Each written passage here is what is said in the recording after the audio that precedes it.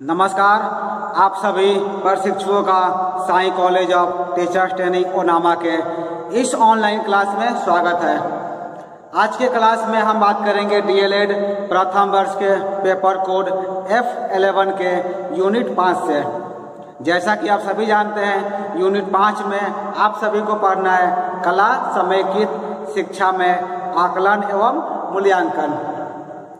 इसके तहत हमने 2 वीडियो का निर्माण पहले कर चुके हैं और आज के वीडियो में हम जानेंगे tools of assessment and evaluation. Tools of assessment and evaluation के का भी एक वीडियो पहले से अपलोड किया चुका है, जिसे आप सभी देख सकते हैं। टूल्स ऑफ असेसमेंट एंड एवल्यूएशन का ये दूसरा वीडियो है। 5 टेक्निक के बारे में हमने पिछले वीडियो में बात किया था और आज हम जानेंगे 6ठे टेक्निक से, यानी कि इस वीडियो में हम बात करेंगे projective technique, sociometry, cumulative record यानी कि child profile, test battery, schedule and anecdotal record. जो ये आज की जो वीडियो के जो हमारे टॉपिक है, इसके बारे में हम आज चर्चा करेंगे। इसके पहले 5 के बारे में हमने पिछले वीडियो में जाना था। चलिए आज के बारे में वीडियो में हम एक एक करके समझते हैं। सबसे पहले आप हेडिंग देंगे प्रोजेक्टिव टेक्निक, यानी कि इसे हिंदी में कहते हैं प्रक्षेपीय तकनीक। आप 5 तो आप पहले लिख चुके होंगे और 6ठे नंबर में आप लिखेंगे प्रोजेक्टिव टेक्निक। हिंदी में लिखना होगा आपको प्रक्षेपीय तकनीक। प्रक्षेपीय तकनीक क्या होता है? प्रक्षेपीय तकनीक में हम छात्रों के अचेतन पक्ष का मापन करते हैं। इसमें हम क्या करते हैं? छात्रों के जो अचेतन पक्ष है उस पक्ष का मापन करते हैं। उस पक्ष का हम क्या करते हैं? इवैल्यूएशन करते हैं। इसके अंतर्गत क्या होता है? व्यक्ति अपने मूल्यों, दृष्टिकोणों, आवश्यकताओं, इच्छाओं इत्यादि को अन्य वस्तुओं अथवा अन्य माध्यमों में क्या करता है? व्यक्त करता है। प्रक्षेपीय तकनीक यानी कि प्रोजेक्टिव टेक्निक में व्यक्ति जो है अपने मन में जो उसके विचार होते हैं, जो भी उसका मूल्य होता है, जो भी उसका दृष्टिकोण होता है, जो भी उसकी इच्छा होती है, उन सभी चीजों को वो प्रस्तुत करता है। ऐसी परिस्थिति में आप बोल सकते हैं कि वह व्यक्ति जिसमें वो अपने विचारों, दृष्टिकोणों, आवश्यकताओं इत्यादि को आरोपित करके उसे अभिव्यक्त करे यानी कि प्रस्तुत करे, उसे हम कह सकते हैं प्रोजेक्टिव टेक्निक यानी कि प्रक्षेपीय तकनीक। प्रक्षेपीय तकनीक को आप बहुत ही आसान भाषा में समझ सकते हैं। इसमें क्या होता है? व्यक्ति का जो अचेतन मन होता है उसका अध्ययन किया जाता है, यानी उसके मन में क्या चल रहा है, वो कितना दिमाग लगा पाता है, कितना सोच पाता है, इसके बारे में अध्ययन किया जाता है। उसको जो है प्रश्न भी इसी प्रकार से दिया जाता है। चलिए हम आप सभी के लिए यहाँ पर प्रश्न लेकर आए हैं। आप वो प्रश्न जो है नोट आउट कर सकते हैं, नोट कर लीजिए। ये प्रश्न जो आपको यहाँ पर डिस्प्ले भी हो रहा है, आप यहाँ से भी लिख सकते हैं या फिर प्रश्न आपको हम बोल भी देते हैं। प्रश्न यह है कि रीता की ओर बताते हुए निखिल ने कहा, मैं उनकी माता के पुत्र का इकलौता पुत्र हूँ, तो रीता का निखिल से क्या रिश्ता होगा?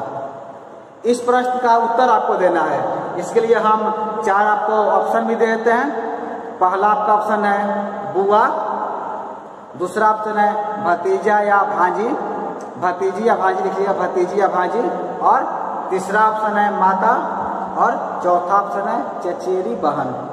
तो इन चारों में कौन सा सही होगा, इसका उत्तर आप जो है हमें सेंड कर सकते हैं। इस वीडियो के कमेंट सेक्शन में भी आप बता सकते हैं इसका आंसर क्या होगा, नहीं तो आप मुझे पर्सनल भी इस प्रश्न का उत्तर आप भेज सकते हैं।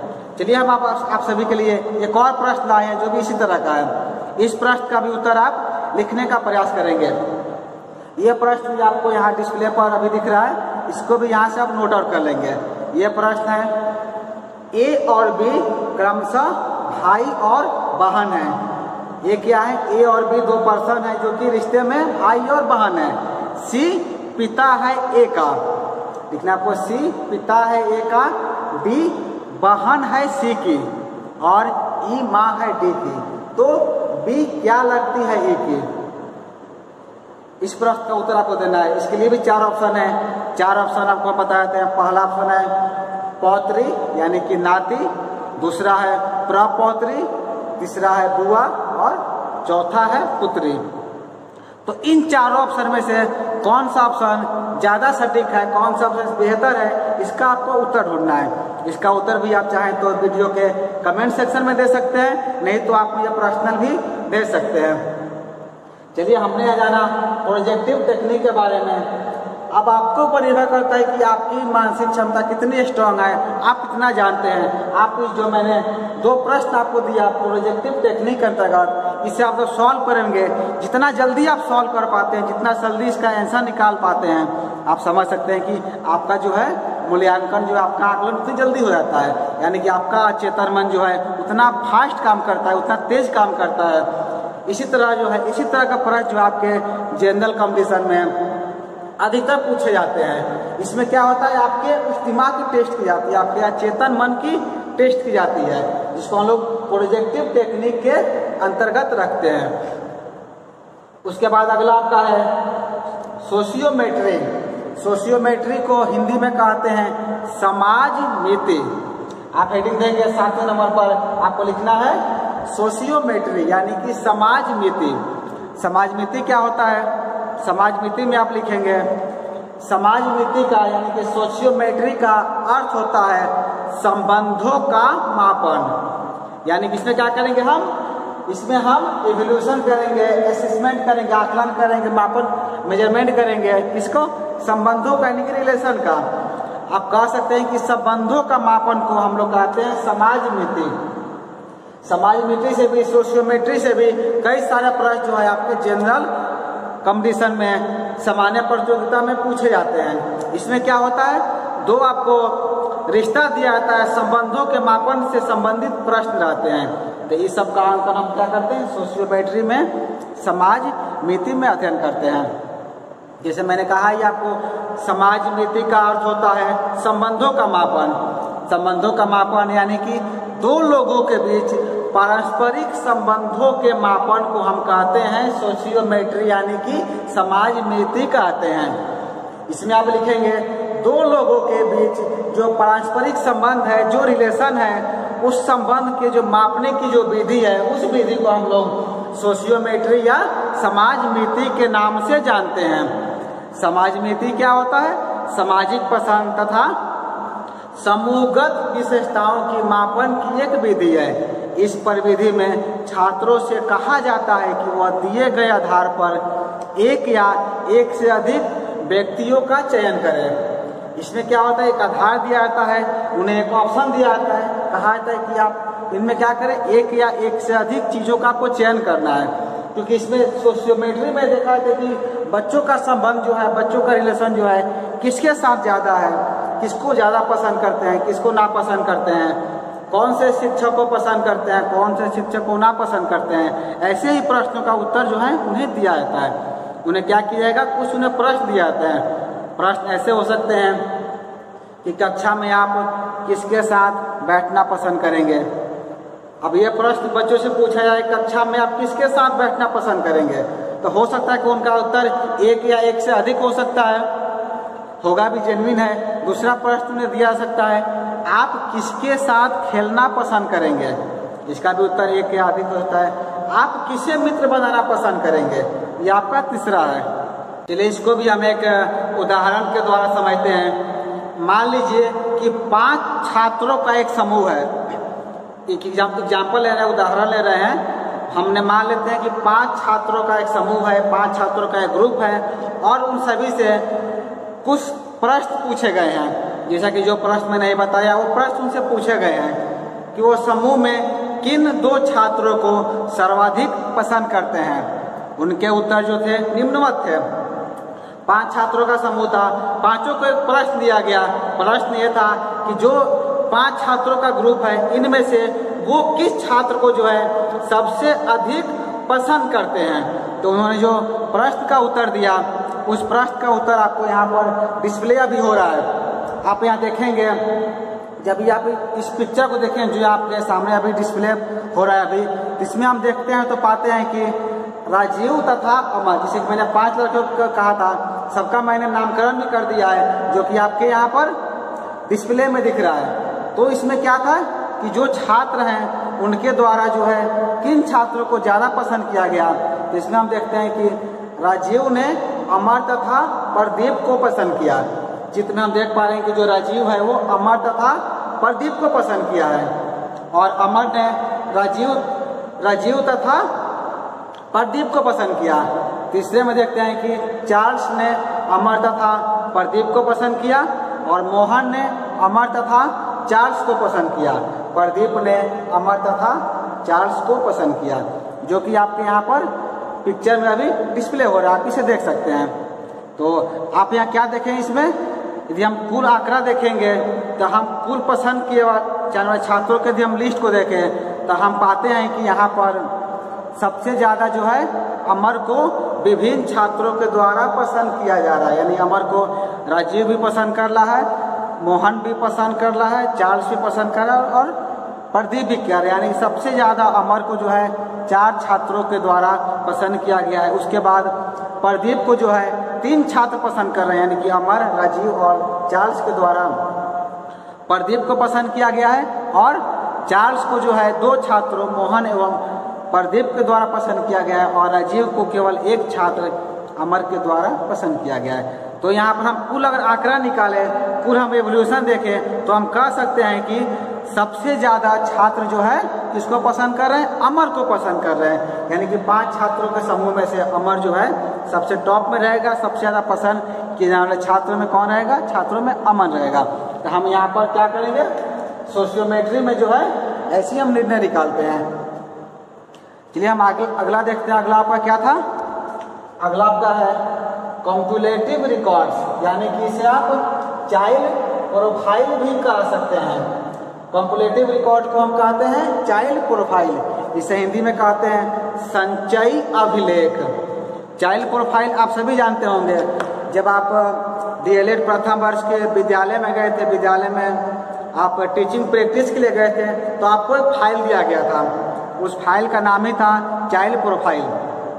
यदि हम उस फाइल की बात करें तो वो फाइल आपका ये है, आप देख सकते हैं लिखा हुआ है चाइल्ड प्रोफाइल। ये फाइल जो है आप सभी को दिया गया था महाविद्यालय की तरफ से, जिसमें आप सभी के द्वारा पहले आपका इंडेक्स है, पहले आप सभी ने इंडेक्स तैयार किया था। इंडेक्स के बाद आप एक एक करके सब बच्चों का डिटेल यहाँ भरे थे।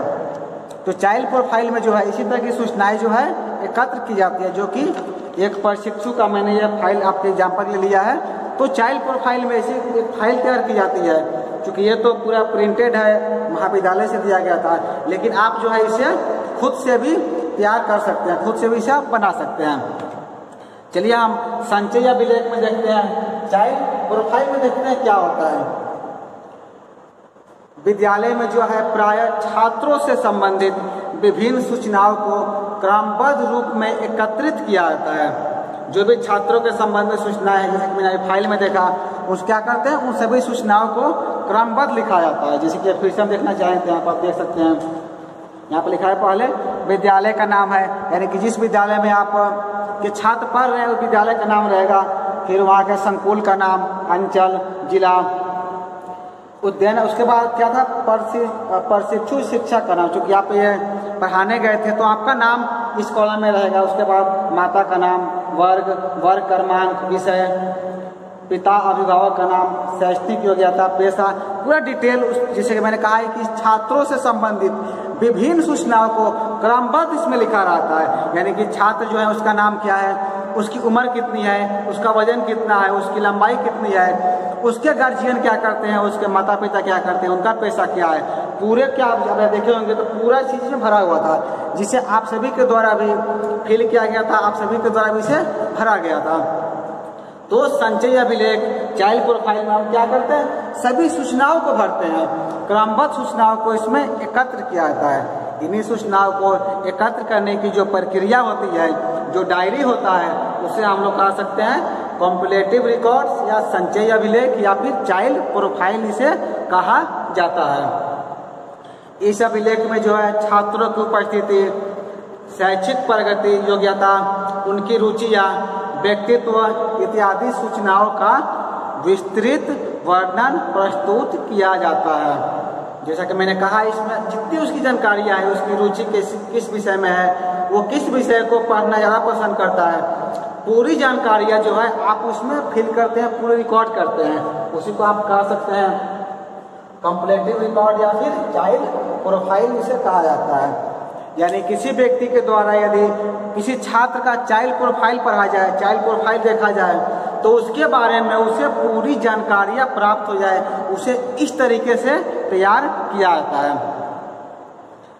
इसके साथ ही साथ जो है इस अभिलेख में छात्रों का जो शैक्षिक इतिहास होता है उसके बारे में भी वर्णन किया जाता है। शैक्षिक इतिहास के साथ साथ उसके स्वास्थ्य संबंधी जानकारियाँ, उसके पसंद नापसंद इत्यादि चीज़ों को भी आप इसमें लिख सकते हैं। इसमें क्या कर सकते हैं, हर एक जानकारियों को आप इसमें फिल करते हैं। जैसे कि मैंने अभी उसमें दिखाया भी, उसमें कुछ जानकारियाँ थी, लेकिन आप अपने हिसाब से जितनी भी जानकारी आपको लगती है कि जो इम्पोर्टेंट है, जो महत्वपूर्ण है, वो उसे आप क्या कहते हैं कंप्लीटिव रिकॉर्ड चाइल्ड प्रोफाइल में ऐड कर सकते हैं, चाइल्ड प्रोफाइल में जोड़ सकते हैं। इसके बाद आप यानी कि 9 नंबर में हेडिंग देंगे टेस्ट बैटरी।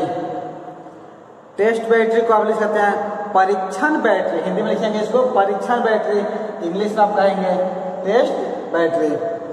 इसमें क्या होता है, परीक्षण बैटरी जो है वास्तव में जो है कुछ संबंधित परीक्षणों अथवा उप परीक्षणों का एक निर्देशित समूह होता है। परीक्षण बैटरी यानी कि टेस्ट बैटरी में सम्मिलित परीक्षणों या उप परीक्षणों की संख्या कुछ भी हो सकती है। इसमें क्या होता है, जो भी टेस्ट लिए जाते हैं, जो भी जैसे कि मैंने पिछले वीडियो में आपको टेस्ट के बारे में बताया था, तो टेस्ट बैटरी कुछ अलग नहीं होता। इसमें जितने भी टेस्ट लिए जाते हैं, चाहे वो टेस्ट हो या फिर उप टेस्ट हो, जितनी भी चीज़ें ली जाती है उन सभी का एक संकलन किया जाता है, एक जगह इकट्ठा किया जाता है। परीक्षण बैटरी की सहायता से अनेक छात्रों की परस्पर तुलना भी की जा सकती है। इसमें हम क्या कर सकते हैं, सब छात्रों का एक टेस्ट लेते हैं, फिर उनकी तुलना भी कर सकते हैं कि कौन छात्र जो है अधिक अंक प्राप्त किया, किस छात्र को जो है कम नंबर प्राप्त हुए। इन सब विषयों का आकलन जो है हम टेस्ट बैटरी के अंतर्गत करते हैं। इसके लिए विभिन्न विषयों जैसे कि गणित, भाषा, विज्ञान के परीक्षण इसमें सम्मिलित किए जा सकते हैं। बुद्धि परीक्षण जो है में शाब्दिक योग्यता, आंकिक योग्यता, स्मरण योग्यता इत्यादि से संबंधित अनेक परीक्षण किए जाते हैं। टेस्ट बैटरी में आप यूँ समझ सकते हैं कि जितने भी टेस्ट लिए जाते हैं, चाहे वो आंकिक योग्यता हो या शाब्दिक योग्यता हो, स्मरण शक्ति हो, जितने भी टेस्ट लिए जाते हैं सभी टेस्ट जो है आपके टेस्ट बैटरी के अंतर्गत आते हैं। यदि हम उदाहरण की बात करें तो एक शाब्दिक योग्यता का हम आपसे टेस्ट लेना चाहेंगे। जैसे कि आप सुने होंगे अष्ट और शास्त्र, तो आप बता सकते हैं अष्ट और शास्त्र में क्या अंतर होता है। आप क्या करेंगे, क्लास में बच्चों से पूछेंगे। यदि बच्चों की आपको टेस्ट बैटरी लेना है, उनका परीक्षण लेना है, तो क्या करेंगे, टेस्ट बैटरी के अंतर्गत उन सभी चीज़ों को शामिल किया जाता है। जैसे वो उनकी स्मरण योग्यता हो, बच्चे कितना याद रखते हैं, उनकी शाब्दिक योग्यता कैसी है, उनकी आंकिक योग्यता कैसी है, वो मैथ में कैसे है, उनकी गणित की योग्यता कैसी है। इन सभी चीज़ों का जो टेस्ट लिया जाता है जो टीचर के द्वारा विद्यालय में, उसे ही हम लोग टेस्ट बैटरी के अंतर्गत रखते हैं। जैसे कि मैंने आपसे एक प्रश्न पूछा था कि अष्ट और शास्त्र में क्या अंतर है, तो इसका उत्तर आप सभी को ज्ञात ही होगा, शायद हम यहाँ बताना भी चाहेंगे। अस्त्र क्या होता है, अस्त्र ऐसा हथियार होता है जो कि फेंक कर चलाया जाता है। जो हथियार हम फेंक कर चलाते हैं उसे कहते हैं अस्त्र। और शस्त्र क्या होता है, ऐसा हथियार जो हाथ में लेकर चलाया जाता है, उसे कहते हैं शस्त्र। यदि एग्जाम्पल की बात करें तो भाला, भाला क्या करते हैं लोग फेंक कर चलाते हैं, तो उसे हम अस्त्र कहेंगे। और तलवार, तलवार को हम लोग हाथ में लेकर चलाते हैं, तो उसको कह सकते हैं हम लोग शास्त्र। तो ये आपका था शाब्दिक योग्यता। और यदि हम इसके एक और उदाहरण की बात करें शाब्दिक योग्यता के अंदर ही, तो जो जिसे होता है स्वर्ग, तो स्वर्ग के जितने भी समानार्थी शब्द होते हैं वो आप बच्चों से पूछ सकते हैं। जैसे होता है घर, घर के जितने भी समानार्थी शब्द हैं वो आप बच्चों से पूछेंगे, तो ये शाब्दिक योग्यता के अंतर्गत आता है।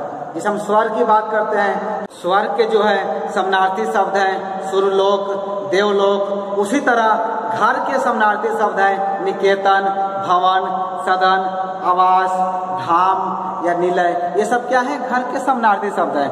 तो ये हमने देखा आपके शाब्दिक योग्यता के अंतर्गत। अब हम बात करते हैं आंकिक योग्यता। आंकिक योग्यता आप सभी जानते होंगे, इससे भी कई बार परीक्षा में कई तरह के प्रश्न आप सभी से पूछे जाते हैं। तो चलिए एक प्रश्न हम आप सभी के लिए भी दे रहे हैं, जो आपका आज का होमवर्क भी रहेगा, और इसका उत्तर भी आप सभी मुझे हमको इसका उत्तर भी आपको सेंड करना है मुझे। क्वेश्चन आप कभी नोट आउट कर लीजिए, और प्रश्न यहाँ डिस्प्ले भी हो रहा है।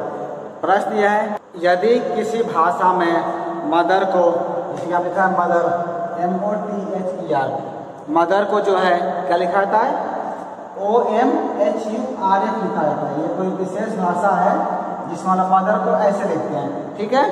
तो उसी भाषा में आंसर को, ANSWER, आंसर को आप क्या लिखेंगे। इसके लिए आपके पास 4 ऑप्शन दिए गए हैं।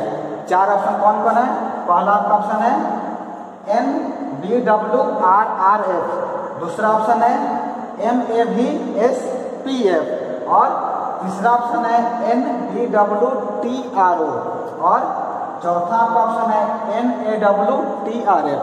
तो इन चारों में से कौन सा सही होगा, कौन सा बेहतर होगा, इसका आपको उत्तर देना है। इसमें आपको हम थोड़ा सा हिंट देते हैं कि इसका हम सोल्यूशन कैसे निकालेंगे। आप इस सब को देखिए, मदर्स को देखिए, मदर को, और इसको देखिए। तो इसका इस तरह का प्रश्न का उत्तर निकालने के लिए हम क्या करते हैं, पहले हम जो मेरा शब्द दिया हुआ है, यानी कि मदर दिया हुआ हमको दिया गया कि इसको इस तरह लिखा जाता है, तो हम दोनों शब्दों को पहले गौर से देखेंगे। जब आप गौर से देखेंगे तो आप पाएंगे कि जो M है इसको यहाँ पर M सेम लिख दिया गया है, ठीक है। और उसके बाद जो O है, O को भी यहाँ पर सेम लिखा गया है। आप देख सकते हैं M भी सेम है, O भी सेम है। उसके बाद हम आगे बढ़ते हैं तो हम देखते हैं कि H को भी यहाँ पर सेम इसी पैटर्न में चल रहा है। ऐसे प्रश्नों की खासियत क्या होती है, इनका पैटर्न जो क्या होता है एक जैसा ही चलता है। जैसे हमने देखा O को सेम लिखा गया, M लिखा गया, फिर H को क्या किया गया है, सेम लिखा गया है। लेकिन यहाँ पर क्या है, यहाँ पर मामला फंस रहा है। मामला फंसा मतलब यहाँ पर T है लेकिन यहाँ पर U है। तो आप क्या यहाँ पर क्या किया गया है, +1 जोड़ दिया गया। +1 यानी कि T में +1 जोड़ा गया। T के बाद क्या आता है, U आता है। तो T के बाद यहाँ पर क्या लिखा गया, U लिखा गया है। उसके बाद हम आगे चलते हैं तो फिर इसी पैटर्न को फॉलो किया गया है। आपको यहाँ पर सेम लिख दिया गया है, और E में क्या किया गया, यहाँ पर E में आपका +1 जोड़ दिया गया है। तो आपका उत्तर हो गया OMHURF, ये आपका हो गया।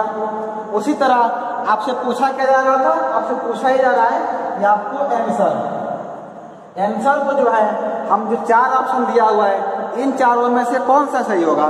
तो जो पैटर्न मैंने यहाँ बताया, इसी पैटर्न पर आपको क्या करना है, आंसर निकालना है। 4 ऑप्शन आपके सामने हैं, ABCD। तो इन चारों में से राइट आंसर कौन है, सही आंसर कौन है, इसका उत्तर आपको मुझे भेजना है। बहुत आसान है, मैंने ट्रिक यहाँ बता दिया है। इसी ट्रिक पर आपको देखना है, जैसे ट्रिक चल रहा है उसी तरह इसमें ढूंढेंगे तो आपको आंसर इन चारों में से प्राप्त हो जाएगा। चलिए इसका उत्तर हम आपको बता ही देते हैं। इसके बाद फिर आपको जो है एक होमवर्क दे देंगे, उसका उत्तर आप मुझे भेजिएगा। इसमें देखिए क्या करेंगे, जैसे आंसर है तो हमने पहले में क्या देखा था, जो मेरा पहला चीज है सेम था। तो हम पहले ढूंढेंगे इन चारों में N और A, क्योंकि ये क्या है, MO है और OM है। तो हम इसको उल्टा कर देंगे, AN है तो NA। हम पढ़ देंगे इन चारों में जो है NA किस में दिया हुआ है। पहला में NB है, दूसरा में MA है, तीसरा में NB है। यानी कि आपका तीनों क्या हो गया, ये नहीं होगा। ये पहले आप मान लीजिए NA किस में दिया है, चौथे में दिया हुआ है। यानी कि इसे हम अगर तुलना करें यहाँ पर तो ये क्या हो रहा है, सटीक यहाँ पर बैठ रहा है। जैसे कि आप पहले ही आप मानो चलिए कि ये नहीं है, तो क्या होगा, आपका चौथा ही आपका जो होगा राइट आंसर होगा।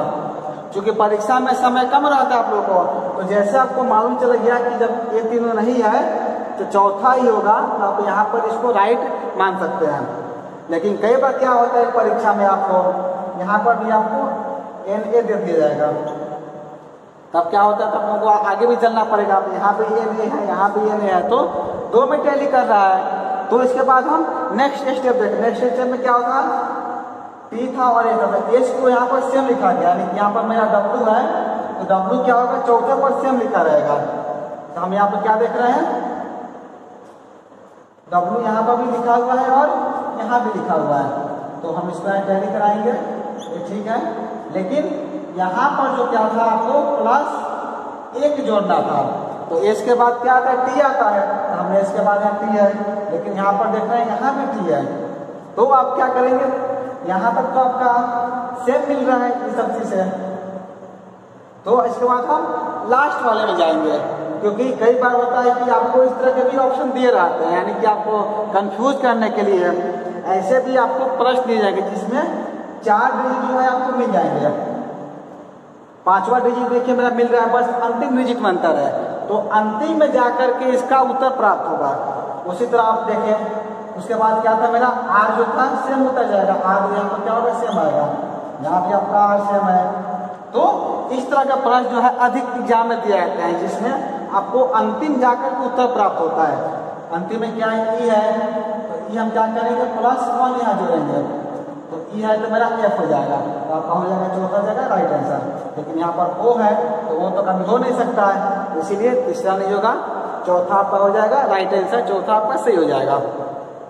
तो लेकिन जैसे यहाँ पर तो हमने ये बना दिया जो यहाँ भी दिया हुआ था, तो अगर ऐसे प्रश्न दिए रहे तो आप पहला क्या करेंगे, पहला टैली करेंगे, अच्छा ये टैली कर गया, और 3 में टैली नहीं कर रहा है तो क्या हो जाएगा, तीनों गलत हो जाएगा और आपका चौथा सही हो जाएगा, राइट आंसर हो जाएगा।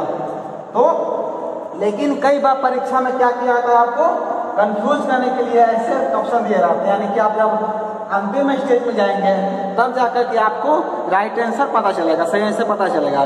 तो आप क्या करेंगे, जब भी आप प्रश्न का सोल्यूशन निकालेंगे तो पहले जो ऑप्शन दिया गया है उसका हम पहले देख लेंगे, किस फॉर्मूला से वो बेसिक चल रहा है, किस नियम से चल रहा है, उसके उपरांत हम इसका आंसर ढूंढ रहे हैं। जैसे कि मैंने यहाँ देखा, इसका उत्तर तो मैंने आपको बता दिया, और मैंने कहा भी था कि हम आपको एक क्या करेंगे, एक क्वेश्चन भी देंगे, तो एक क्वेश्चन भी आप सभी के लिए है जिसका उत्तर आपको भेजना है।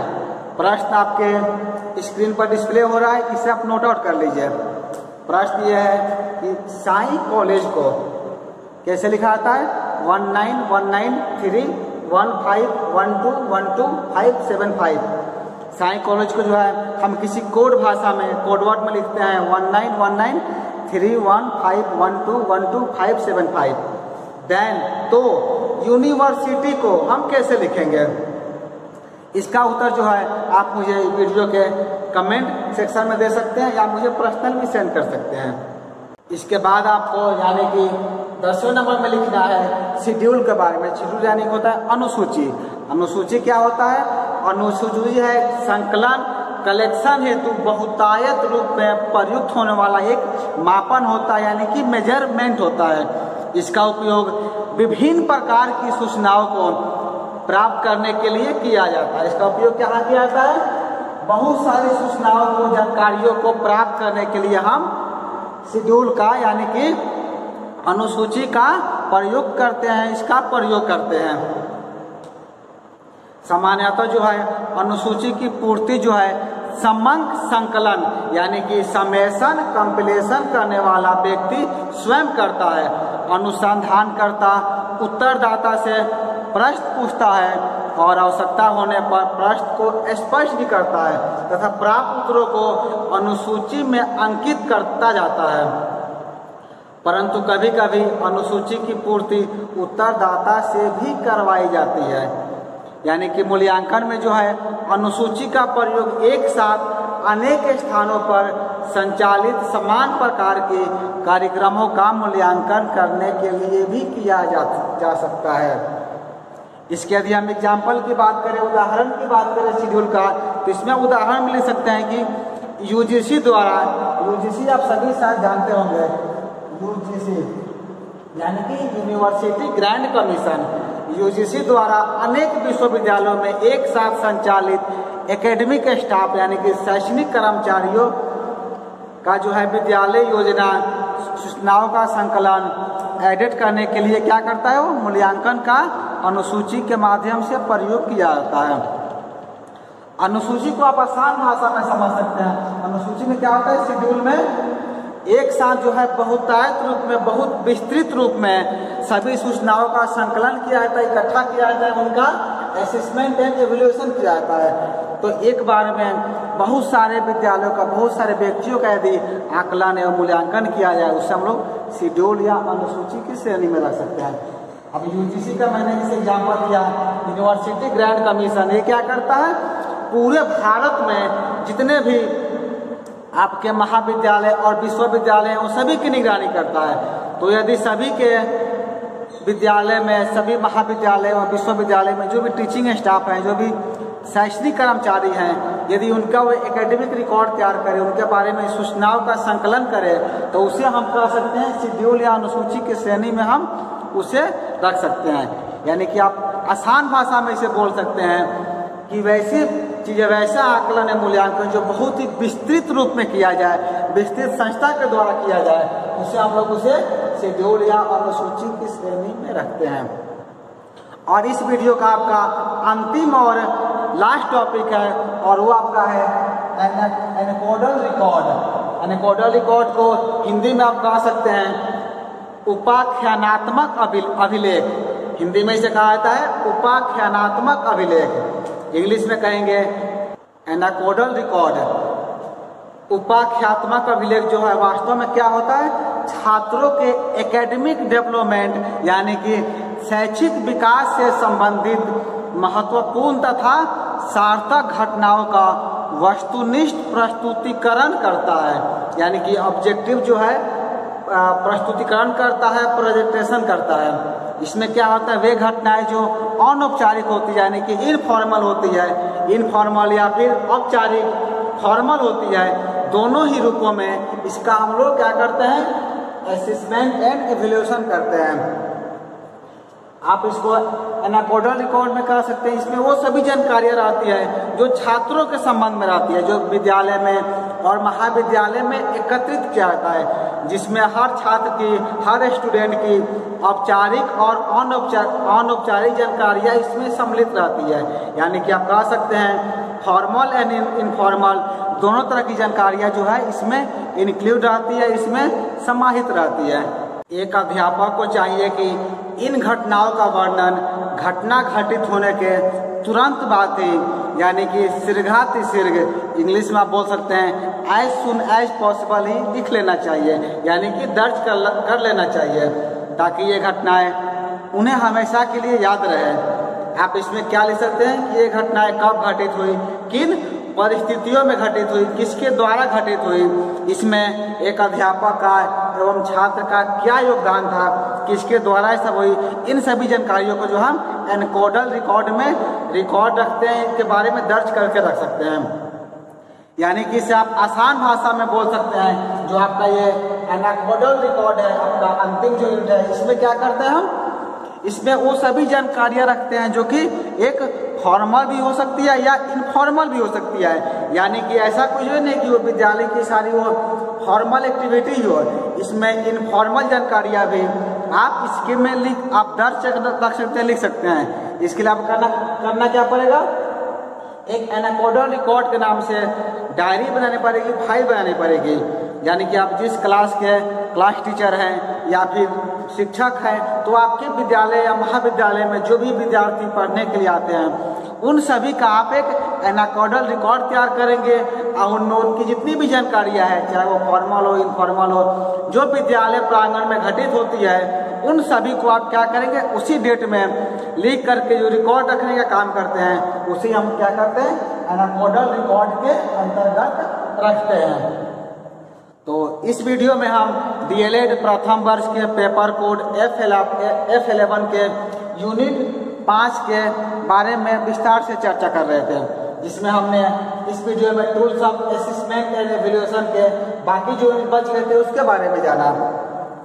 हम अगले वीडियो में डीएलएड प्रथम वर्ष के बाकी यूनिट जो रह गए हैं उसके बारे में लेकर आएंगे। इस वीडियो में इतना ही, धन्यवाद।